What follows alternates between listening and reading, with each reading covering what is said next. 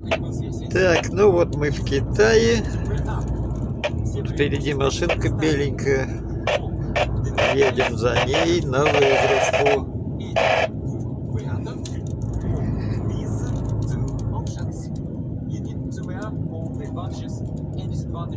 Это грязная стоянка.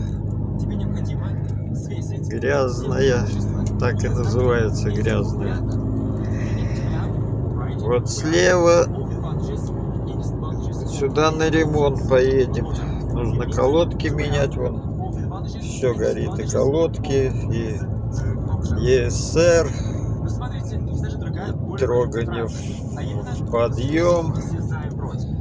Здесь вот Костя Шин, он нам все делает.